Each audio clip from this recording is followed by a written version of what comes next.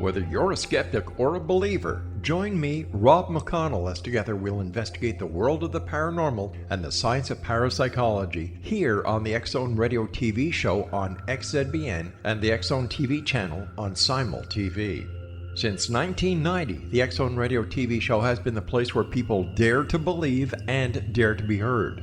Together, we'll investigate UFOs, aliens, ghosts, Bigfoot, psychic phenomenon, lake monsters, conspiracy theories, government cover-ups, the truth embargo, alien abductions, ESP, haunted locations from around the world, and so much more.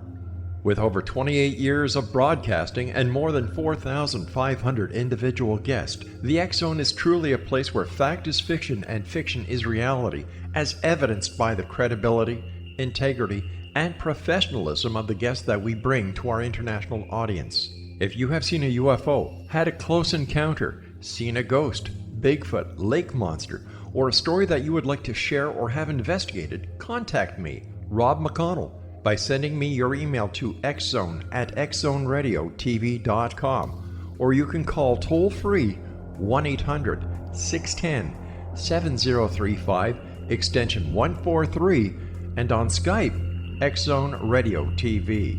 For more information on the X-Zone Radio TV show with yours truly, Rob McConnell, visit www.xzoneradiotv.com or www.xzonetvchannel.com or simultv.com and xzbn.net.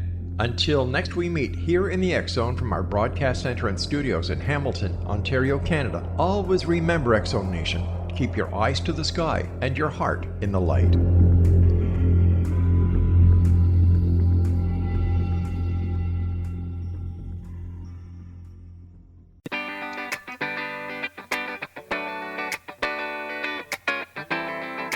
Welcome to the Connecting with Coincidence radio show with Dr. Bernie Beitman, MD, bringing together the world's synchronicity experts to help you use meaningful coincidences to develop spiritually, psychologically, and practically. For more information, put Connecting with Coincidence into your web browser to find the book, website, Psychology Today blog, YouTube channel, and Facebook page. And now, here is the host of the Connecting with Coincidence radio show, Dr. Bernie Beitman, MD.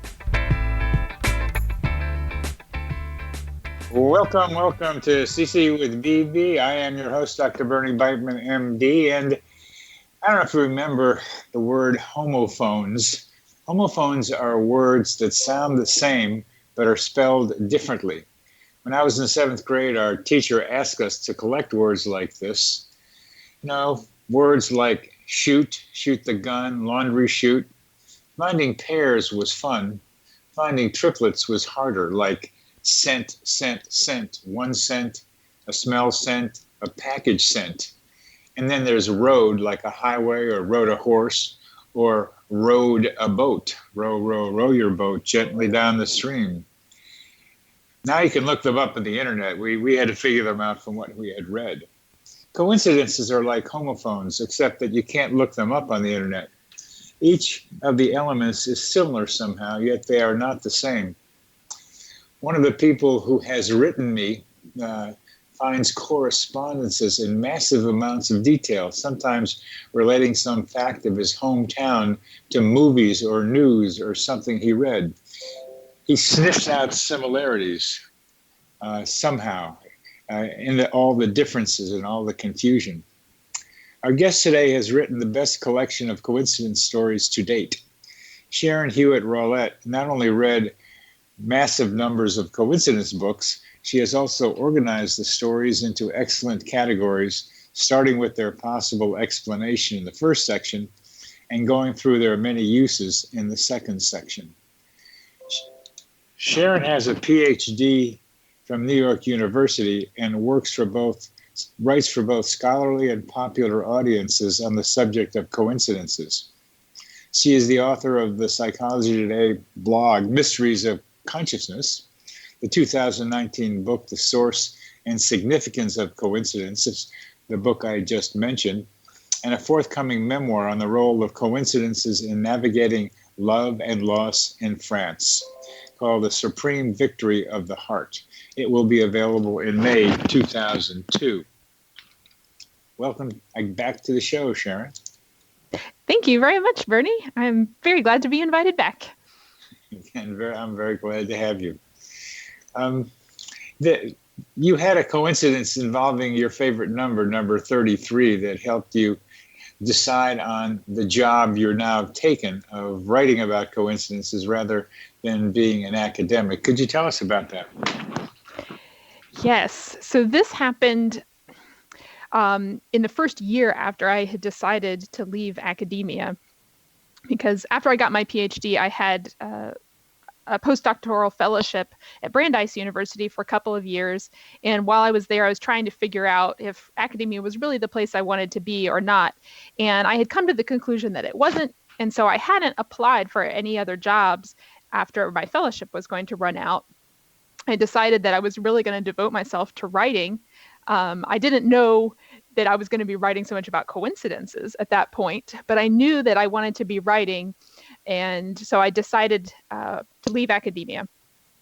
Well, after that, just a few months after I had finally left the university, went through a lot of things in my personal life. There's a lot of upheaval, and that's part of the subject of the memoir that's coming out this spring. And during that process, I started to ask myself, well, did I really make the right decision in leaving academia or not? I was thinking partly financially. I was like, it really would be good to have a few more years of university salary before I try to make it on my own. So I started to wonder, did I make the right choice? And it was late enough in the fall that all of the application period for new academic jobs for the following year had already closed. There's a short window every fall when those jobs are open for applications. The period had closed, but I decided I wanted to go online and look at what jobs had been advertised, because I thought if there hadn't even been any jobs I would have been interested in, then that would confirm the decision that I had made to stay out of academia, and I would feel better, more confident in the decision that I had made. Well, when I went online to look at the jobs, I discovered that there was actually a job that was right in my area of specialty, which was metaethics at the time. What is metaethics? So this is kind of the deeper questions about ethics. What makes something good or bad? What makes something right or wrong? It's like the metaphysics behind ethics. So metaphysics behind ethics. Yeah. And ethics is becoming an important problem, I think, in parapsychology. As psi becomes more accepted, we have to be able to develop a set of ethics about how it can be best done. That's a very good point. Yes, absolutely. Yeah, we could talk more about that. So I found this job that was advertised in metaethics, not just in metaethics, but here in Virginia, where both you and I live. This is my home state, and it was in a part of the state that I just loved. It was at James Madison University, which is not far from you. And I thought, wow, this really would have been the perfect job for me. And then I noticed that particular job still was open for applications. So I decided, this is a sign I should apply for this. So I go through all the process of getting my application together. I finally compiled all the materials, and I actually need to send it to my alma mater, NYU, because they're going to put some letters of recommendation in there and send it on. And I realized at that time that I had already planned completely independently a trip to New York City. So I was like, well, another coincidence. I'll just take these application materials up there myself and hand it to them. But when I got to New York, something just stopped me from going to NYU and giving them the materials. I spent a couple of days just doing other stuff in the city and just didn't want to go there.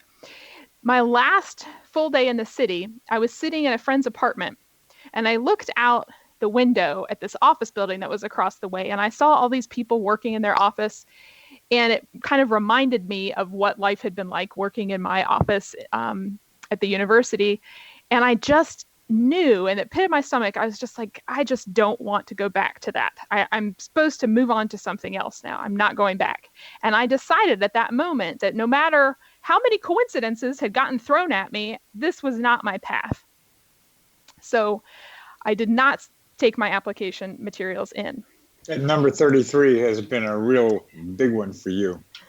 Well, it's interesting. Right when you said the number 33, my countdown for this segment of the show said 333.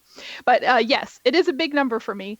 And what happened after I decided not to turn in my application is that evening I was walking around the city and I came upon the office building that I had seen out of my friend's window. And I discovered that the address of that office building was 33 Maiden Lane. So here I had all of these coincidences that seemed to me to be pointing me towards taking this academic job. But my intuition in the end told me that wasn't the right path.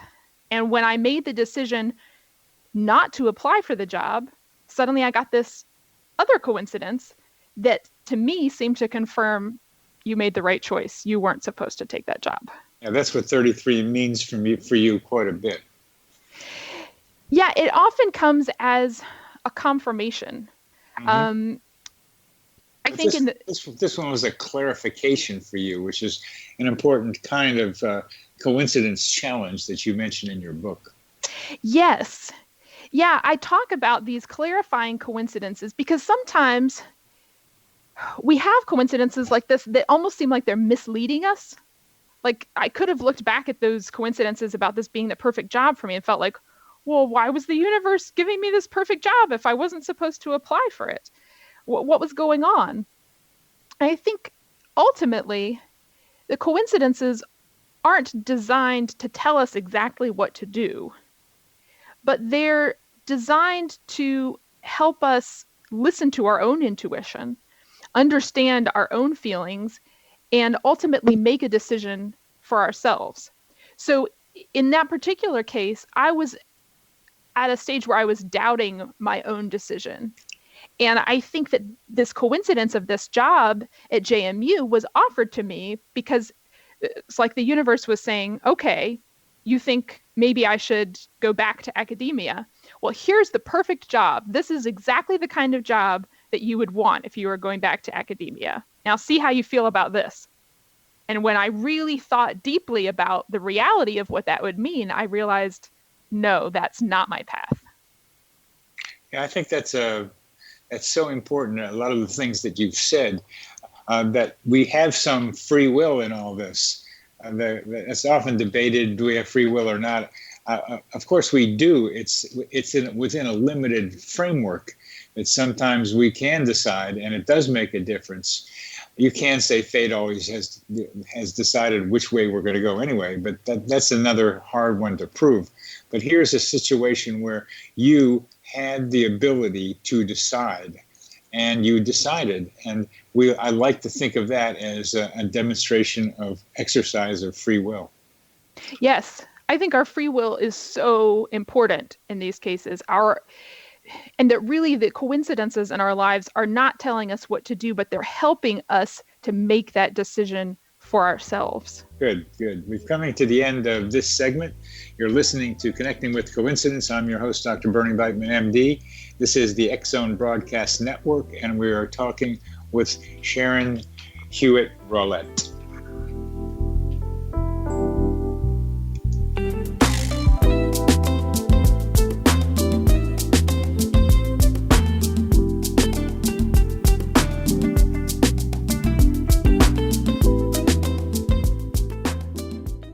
Patty Conklin grew up in Brooktondale, New York with a unique ability. Unlike others, she could see how the vibration of words and emotions affected the physical body. She discovered how to release stored emotion and facilitate healing. This began today's Conklin method of cellular cleansing. The private practice grew with tremendous results, as did her reputation. More and more people sought her out, bringing her into the home for healing. She soon realized she could even teach this to others, and they could shift perception and thus prevent illness from occurring. Patty Conklin quickly became a frequent keynote speaker, and she developed a curriculum for teaching the Conklin method of cellular cleansing. For more information, visit pattyconklin.com, PATTICONKLIN, pattyconklin.com, or call 404-474-0086. That's 404-474-0086.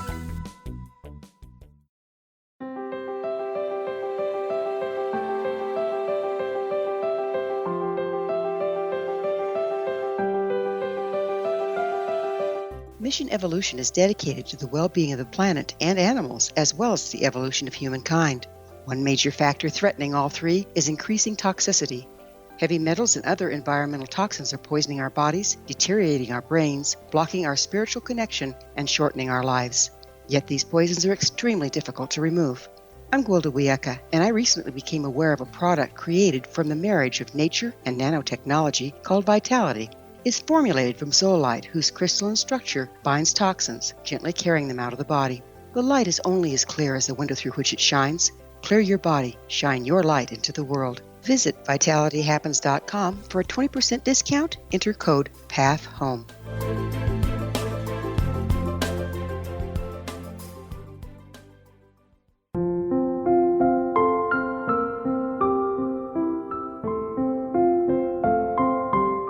I am Dr. Carl O'Helvey, founder, president of a new cancer foundation focusing on evidence-based physical, mental, and spiritual interventions, including natural cancer cures, prayer, meditation, affirmations, nutrition, and other related holistic cancer prevention and cure modalities.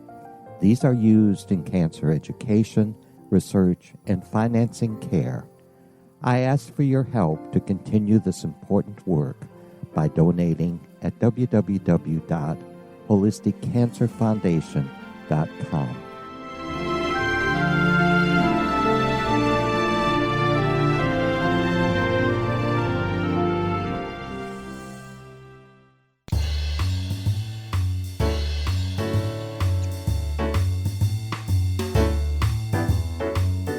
Welcome back to CC with BB. I'm your host, Dr. Bernie Beitman, MD, and we are talking with Sharon Hewitt Rawlette, who is the author of Coincidences, the Source and Significance of Coincidences, a hard look at the astonishing evidence. A very good book to read. It's long. She knows it.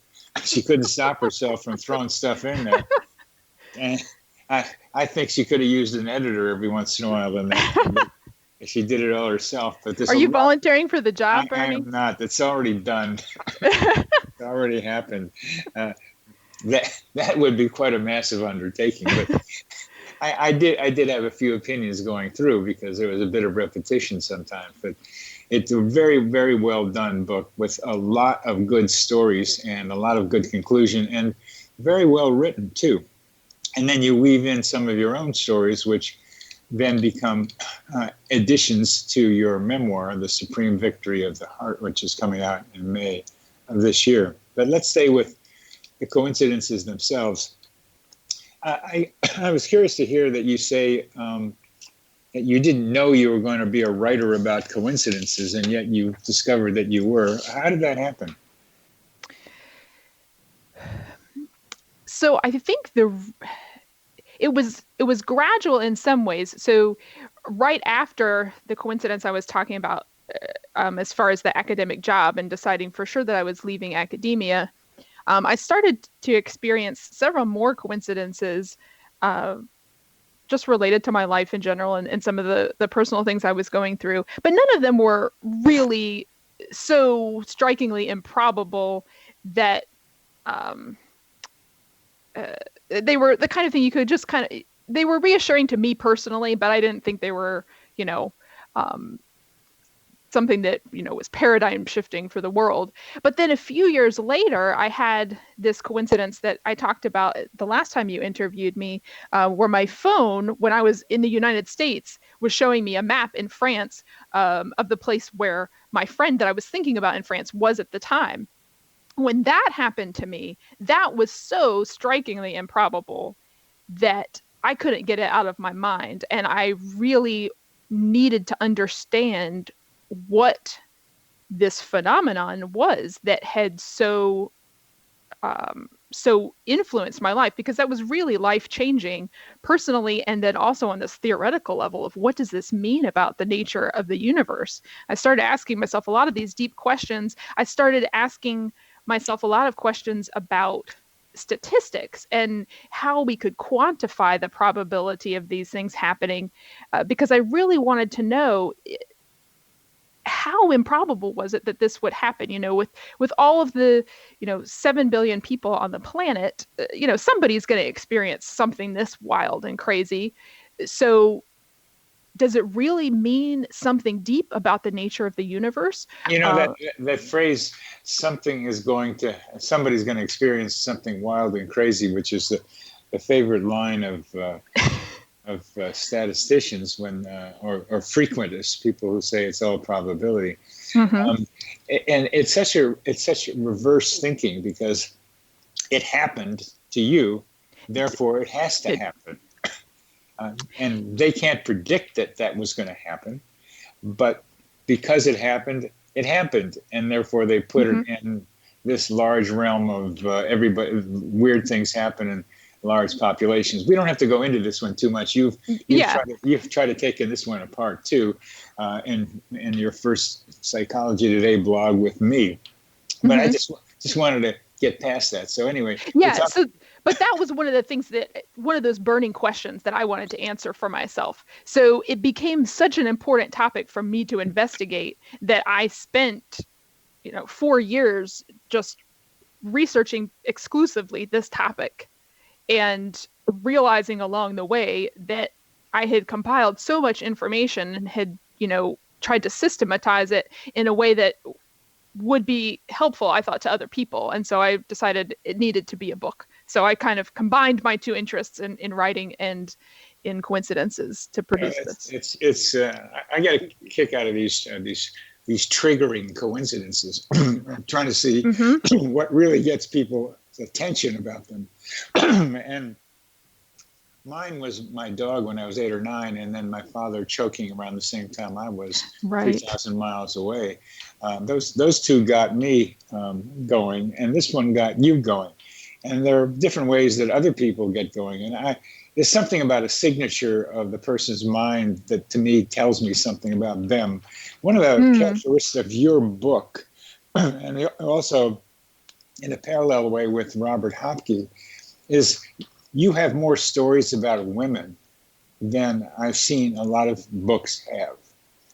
Oh, isn't that interesting?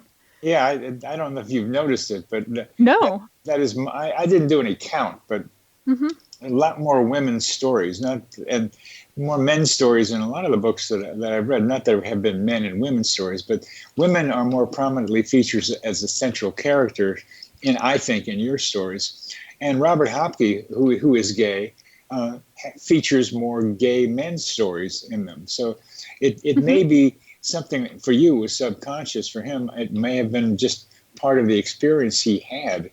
But that's an interesting line that I think it's a good thing that we have people doing coincidence work in different fields. Yes. Yeah, that is not something that I had noticed. But that's really interesting.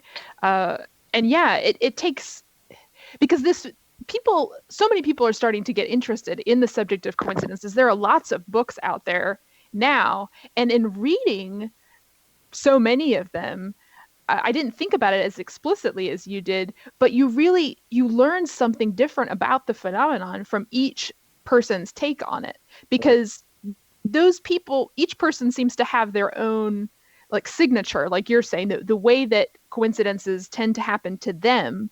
And I think that influences the way that they look at other people's coincidence stories and the ones that they start to collect and think of as being the most interesting. Oh, yeah. I think that's very true. I think that is very true. Well, there's a lot in your book to wonder about. And one of my favorite things to wonder about is, the psychosphere is my general idea of Earth's atmosphere, it has a parallel as in our mental atmosphere.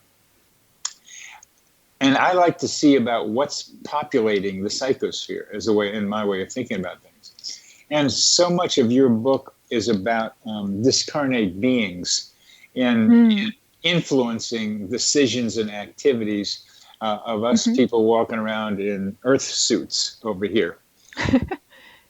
And it's something that I have gingerly gotten to with Earth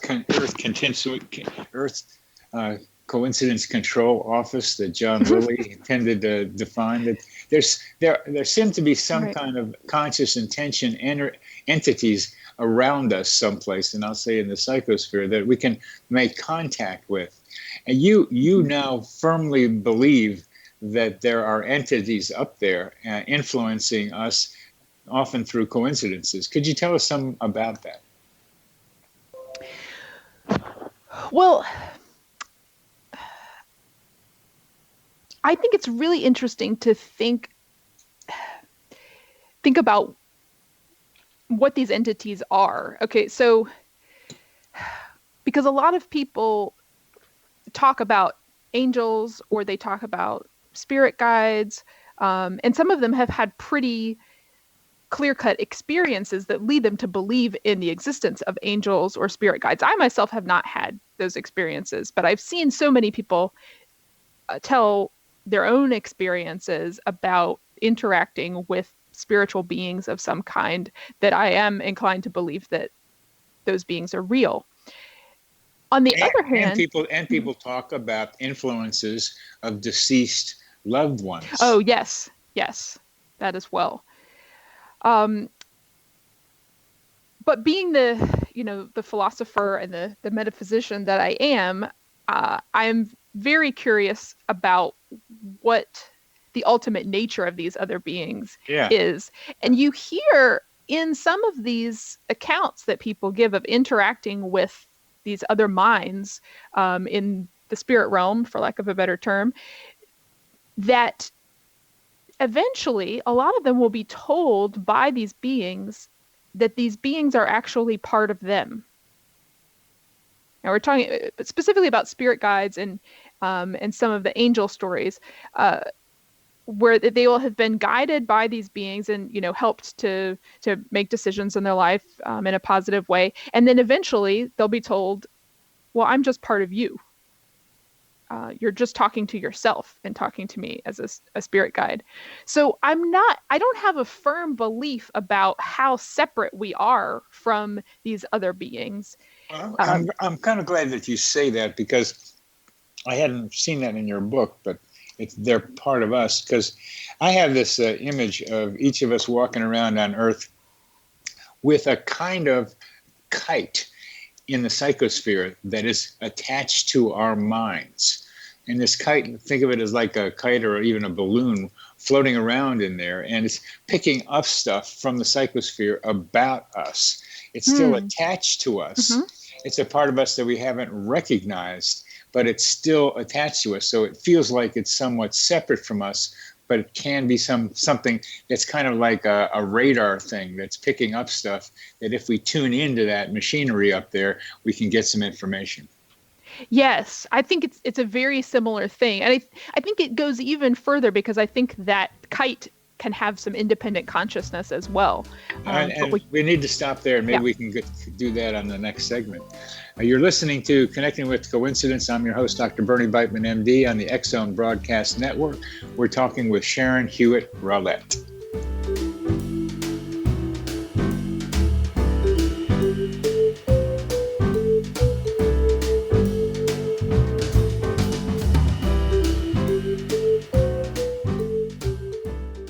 Audience. If you have seen a UFO, had a close encounter, seen a ghost, Bigfoot, lake monster, or a story that you would like to share or have investigated, contact me, Rob McConnell, by sending me your email to xzone@xzoneradiotv.com, or you can call toll-free 1-800-610-7035, extension 143, and on Skype, X-Zone Radio TV. For more information on the X Zone Radio TV show with yours truly, Rob McConnell, visit www.xzoneradiotv.com or www.xzonetvchannel.com or simultv.com and xzbn.net. Until next we meet here in the X Zone from our broadcast center and studios in Hamilton, Ontario, Canada, always remember, X Zone Nation, keep your eyes to the sky and your heart in the light.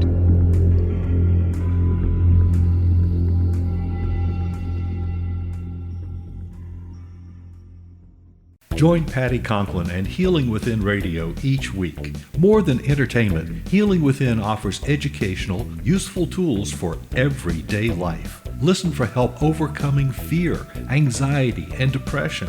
Patty knows about eliminating cancer, MS, dementia, Parkinson's, and a host of illnesses that we face every day.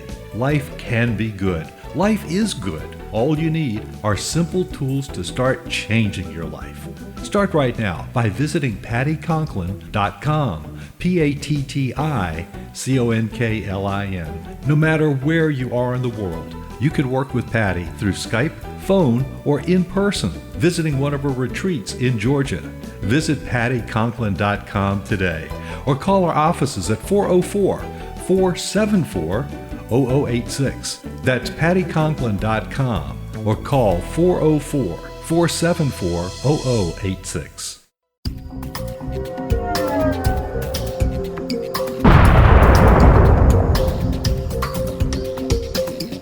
Coming soon to the X Zone Broadcast Network is A Different Perspective with me, Kevin Randall, as your host.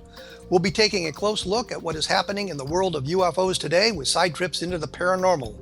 Guests will range from those who are household names to those who have a different perspective on a variety of topics. No topic will be taboo, but there will be tough questions asked as we all search for the truth about UFOs, the paranormal, and those things that excite us. Sometimes we'll agree with a guest and sometimes we won't, but we'll try to keep the program topical. For those of you who would like to read, be sure to visit www.kevinrandall.blogspot.com and remember to listen to the other fine programs on the X Zone Broadcast Network at www.xzbn.net.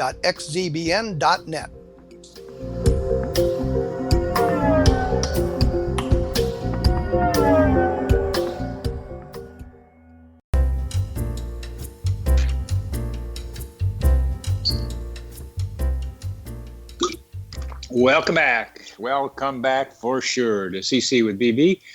I'm your host, Dr. Bernie Beitman, MD, and we're talking with Sharon Hewitt Rawlette about her excellent book about coincidences and some of the ideas she's gotten from it. And we're talking about, I called it a kite or a balloon from each of our minds floating around in the psychosphere. And Sharon, you're saying that there's some independent, intentional intelligence in that kite or balloon. Yes, I think so. One of the reasons that I'm led to this belief is by looking at coincidences that have happened to me and to other people. It seems like there's a fair amount of complexity in the way that these coincidences are orchestrated and the way that they come together. No kidding. Yeah. I mean, some of them get really, really complicated. But a simple example of what I'm talking about is with my own coincidence with the phone GPS locating me in France when I was actually in Pennsylvania, and specifically locating me at the location of my French friend that I was thinking about at the time.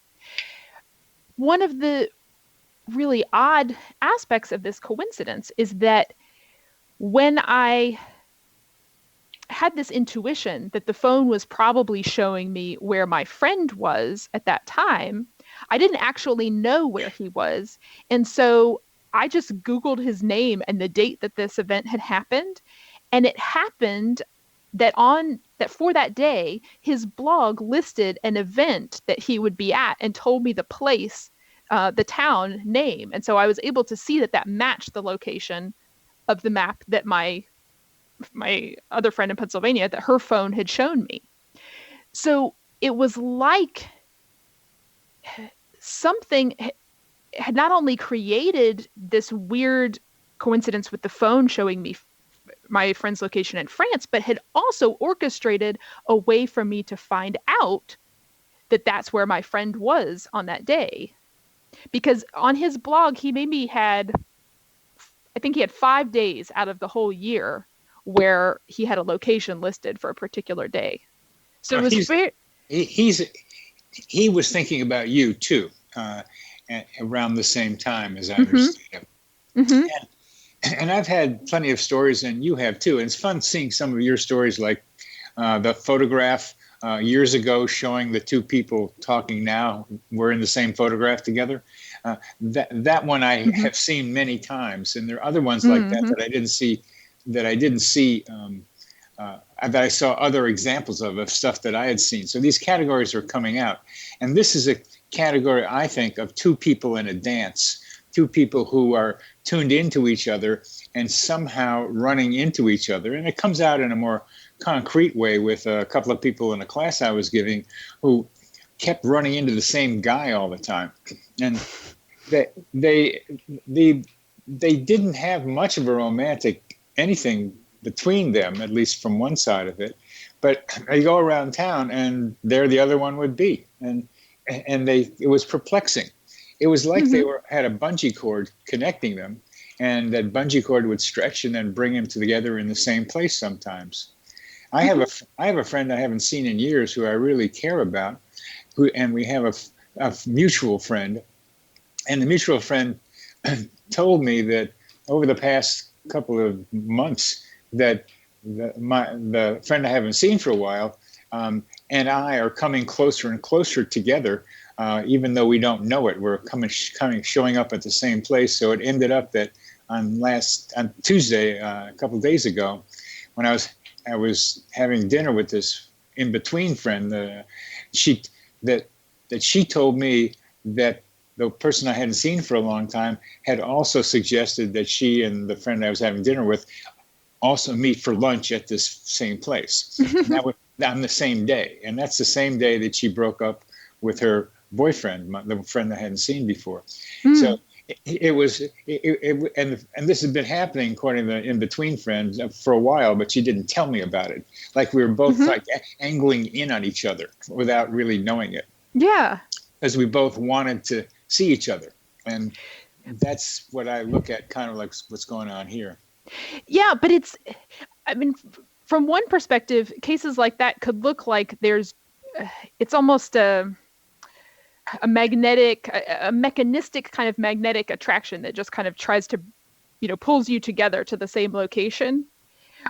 But part of what I'm trying to get at is it's not just this mechanistic or magnetic thing where, the desire on both people's part to see the other one tends to bring them together, but there's this extra layer. So for instance, with the GPS coincidence, if it was just our emotion, of wanting to communicate with each other, thinking about each other on that day that produced the coincidence that day, it could have been any day, but it happened to be a day when I could find out where he was and confirm that this coincidence had taken place. Yeah.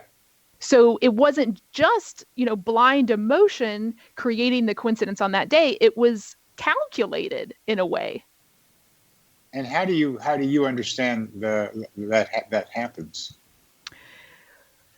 Well, part of me thinks it's our unconscious that is quite smart and able to deal with these very complex, situations and orchestrations. So we're just, our unconscious is a lot smarter than we tend to realize.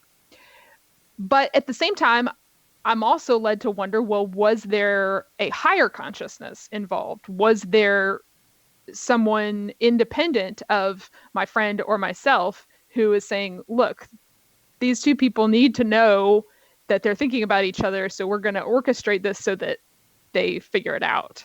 Yeah.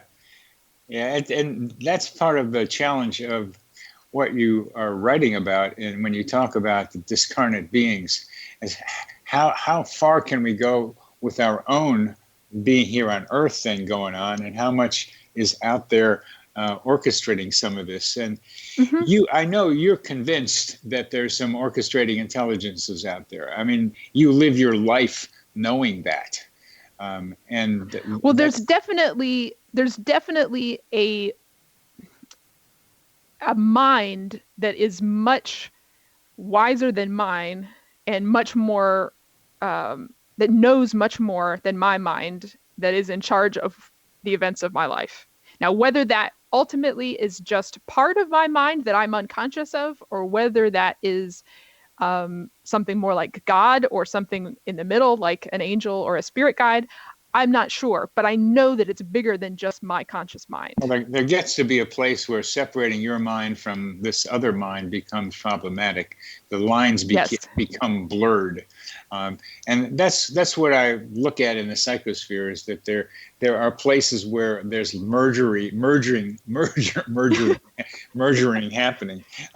And it's a play back and forth. And I'm more cautious than you are about the intelligences up there. But one of my last stories that I'm looking at in my current book that I'm writing is like, there's got to be something else going on making this happen. I can't look at it as just individual responsibility. Mm-hmm. Well, one of your other, I think, very important contributions, which I was stumbling along with myself, and you've written about it more, is like, row, row, row your boat gently down the stream. Merrily, merrily, merrily, merrily, life is but a dream. That we are taught things as kids that are really true, and then learn to forget about them. How are coincidences and dreams related to each other? So this is one of the things I hint at in my book, but that my thoughts on have really developed a lot further in the months since that came out last May. So I actually think that our waking life is much more like a dream than we realize. I wouldn't say it's exactly the same as the dreams that we have when we are asleep, but there are so many similarities. And for instance, I pay attention to my dreams a lot. I write my dreams in my dream journal a lot. But I think that anybody who, really thinks about their dreams has probably had a similar experience where you're in a dream and let's say like you're at a party or something in your dream, you're having fun, but maybe there's some stuff going on that's a little bit crazy. And you wonder to yourself in the dream, I wonder what my mom would think about what's going on at this party right now. Well, in the dream, when you wonder something like that, suddenly your mom will just pop up in the dream and she'll start giving you her opinion about what's happening. And in the dream, it seems totally normal. Yeah, my mom just showed up. But then when you wake up and you think back over the events of the dream, it's like, oh, I asked myself that question, and then suddenly the dream responded, giving me the answer. I think that same process happens in waking life. It's just much slower and more subtle. So it doesn't, your mom may not immediately show up, but in real life, if you had been at a party and wondering about this, then maybe 2 or 3 days later, or, the next time you see your mom, she might say something offhandedly that has to do with what her opinion would have been about the activities going on at that party, say. Or someone who might represent your mother might be doing it, or you might read about it. Or you might want to read about it.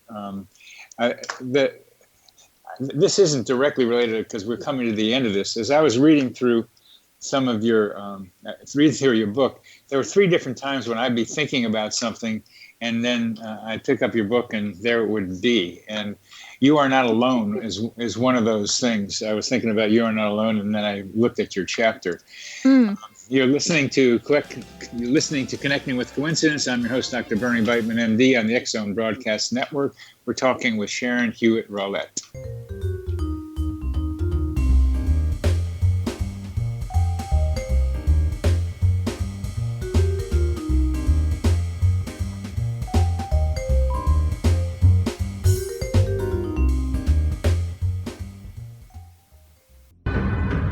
If you are looking for a safe, zero-calorie natural option to the harmful artificial sweeteners on the market today, Just Like Sugar is what you're looking for. Just Like Sugar is a wonderful natural alternative for those health-conscious people who choose a calorie-restricted diet with a great, pure, sweet flavor that tastes just like sugar. Just Like Sugar is a great natural option for people suffering from diabetes and may be useful in restricted diet programs where standard sugars are not allowed and does not cause a laxative effect of some other sweeteners.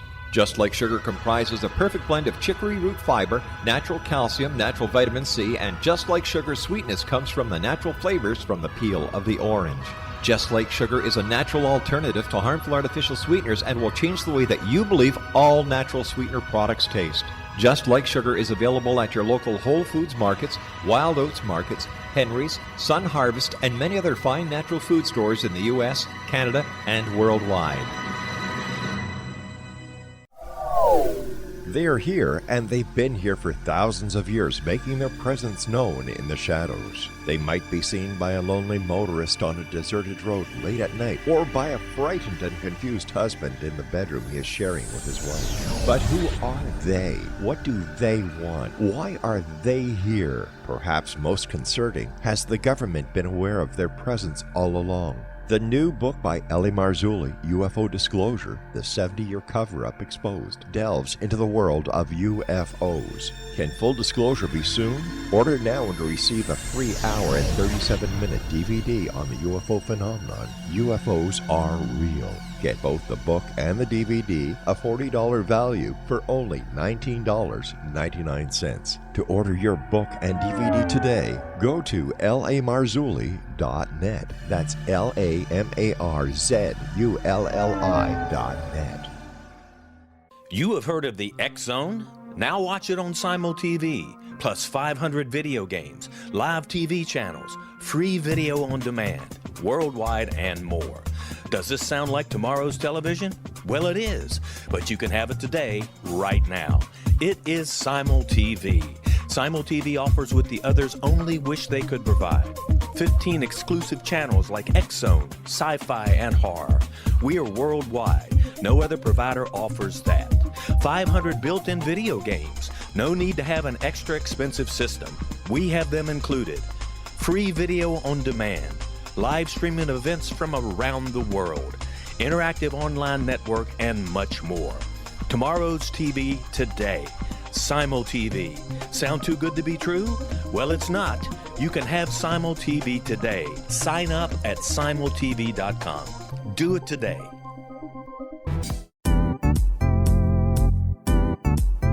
Memorable dynamic presentations are a not-so-secret weapon in the business world. Do you have a powerful message that must be shared, but you haven't found a way to deliver that message? Do you want to be known as a top public speaker who gets amazing results? Are you ready to create and deliver your powerful message? Thomas Hides can help you create and deliver your speech to get the results you desire. Visit iconquality.com.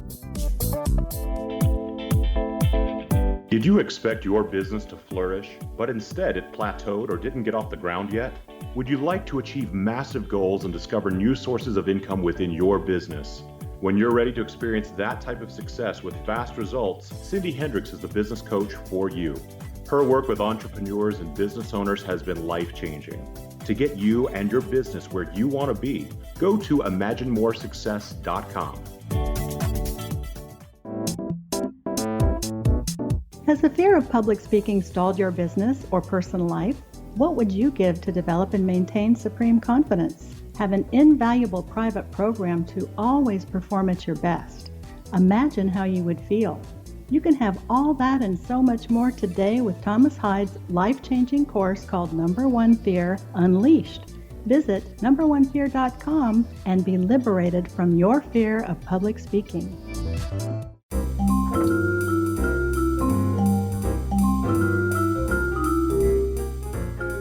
Welcome back to CC with BB. In a previous segment, we were talking about my reading Sharon's book, and there's always cryptomnesia, which you like to bring up regularly in your book. That you could have remembered that it was there before I got there. And yeah, it could have been, but I was thinking about it somewhat independently. And the phrase, "you are not alone," it was something that occurred to a lot of people in that section of your book, and made them feel better. And I want to know what you think that means. You are not alone. What are you instead of being alone? I think for me, it goes back to what I was saying a few minutes ago about this idea that there is a wiser intelligence active in our lives. Because I think a lot of times, especially when we're going through really difficult times, we tend to think we're not equal to the task of figuring this out. We're not able to solve the problems we're going through. We feel very alone in, our emotional suffering. And sometimes the coincidences that we experience in those periods of our lives give us the reassurance that what we see in the physical world isn't all there is, and that behind appearances, there is another greater mind that is behind what's happening, and I think a lot of times we see evidence that mind is actually working out the events in our lives to bring us to a better place, emotionally and spiritually, to help us grow. And we don't have to feel like we're in it all on our own, because there's somebody invisible back there that has our back and that is helping us, especially at the most crucial moments. They give us a hand. Not everybody thinks that way, and not everybody experiences the world that way. No. And people get into like awful circumstances, and there doesn't seem to be anybody around. And this has been this good and evil thing has been like around for a long time. And I started reading a description of Genesis, and I finally understood eating from the tree of knowledge meant learning about good and evil. And learning about good and evil was correlated with starting to have a body instead of being a spiritual being, which Adam and Eve supposedly were before they ate the forbidden fruit. And so this world, according to this way of thinking, and it's some mystics think this way, this world will always be good and bad. There'll always be positive and negative. There's always going to be happiness and despair. This is a duality world where we live. And the idea from some mystical experience position is that we need to get out of this world through meditation or some other means so that we can avoid the push and pull of bad and good. What do you think about that from what you just said? I tend to think that we are in this world to experience this polarity of good and bad for a reason. That it's not just a mistake or a torture device for us to have this life that we have that is sometimes very painful and difficult.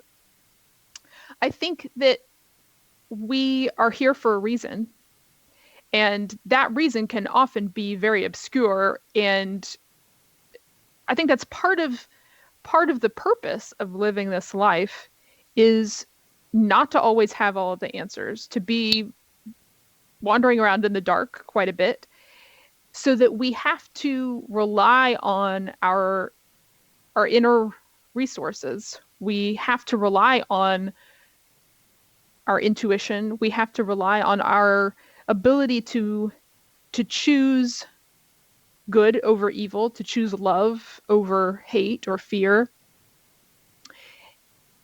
And so we discover and experience things that we couldn't if we were just living in a world of light and love, where we always understand everything that's going on and we never have any painful experiences. So I actually think that we're supposed to be in the dark, and sometimes to feel alone, because that's what helps us grow. This idea that we are here to grow, that is to learn. I call it Earth University, or others have called it the School of Hard Knocks. is a favorite idea of people who like school. Well, just for the record, I hated school. So. Well, you liked it enough to get a PhD. Well, I did like college. I just hated elementary, middle, and high school. But yeah. And you like it enough to be writing, which is kind of scholarly. Yes, I like many of the subjects of school. Absolutely, yeah. That's what I mean. You like learning is another way of saying. Yes, that is true. And there are a lot of people who don't like learning that much. They'd rather go along, just keep, or maybe learning something about statistics of their favorite baseball team, which is still something to be learning about, but it's not as much trying to figure out what's going on around here, which is what you do and what I do, because it is a mystery. Why are we here? What are we doing here? What is the purpose of life? And I've run across this idea in reading some mystical literature that it's not worth trying to answer these questions about love on this planet. We do need to learn, according to this, some karmic lessons so that we don't keep making the same mistakes in the next life. But we really can't change this world. It is a world of black and white. And the desire to make it better is misplaced, because that's not what can happen in this world, because it's a world of duality. I find that a perspective. I don't like it particularly. I like being able to try to make things better on this earth. But it's an interesting perspective that I learned when I was in high school, and I'm just coming back to realizing it. But so my final question in our last few minutes is, how do coincidences help people in their psychological and spiritual development? I think that the most important thing that they do is help people take seriously the thoughts and feelings that they have. I think we tend to ignore thoughts and feelings that are not acceptable to our culture or to the family that we grew up in, or to a religion that we have that we hold to. And anything that doesn't fit with that, we tend to repress or pretend that it doesn't exist. But some of those are really important thoughts and feelings, and it will actually make us emotionally sick or even physically sick not to acknowledge those thoughts and feelings. And coincidences in so many people's lives seemed designed to make them pay attention to those thoughts and feelings that they're trying to ignore. That was definitely what happened in my GPS coincidence, because as much as I wanted to talk to my friend, I didn't think that it was possible at that time. And so I kept kind of pushing away this idea of communicating with him. And the GPS coincidence showed me that, no, I needed to communicate with him. And that was a very important step.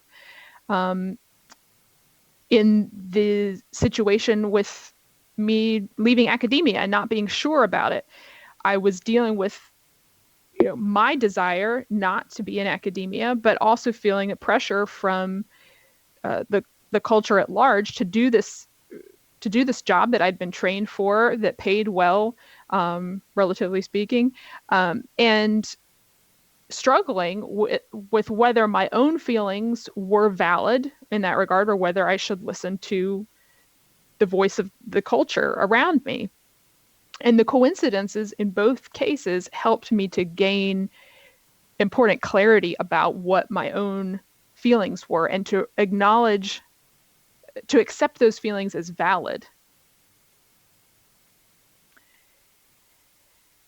I think a lot of times, until we see those feelings or thoughts projected onto the physical world, like I saw them projected onto this phone, or saw them in this perfect academic position that came to me, until we see them outside of ourselves, we don't take them as seriously.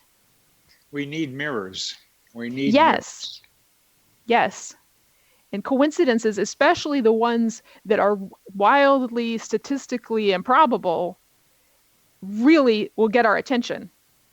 They'll mirror that, and we won't be able to look away. Yeah, I've liked the phrase "mirrors of my mind" for coincidence. I have a friend that has a website called Painting the Psyche, and it's the idea of being able to get what's inside of us out of us. This way, we can't see our own face without a mirror, and coincidences can be a very good mirror of what's going on inside us psychologically and emotionally and spiritually, and then we can decide what to do with them. So we're coming to the end of this segment. Sharon, it's a really good book and fun talking with you, and I hope we see you down here in Charlottesville sometime soon. Great. Thank you so much, Bernie. You're listening to Connecting with Coincidence. I'm your host, Dr. Bernie Beitman, MD, on the X Zone Broadcast Network. We've been talking with Sharon Hewitt Rawlette.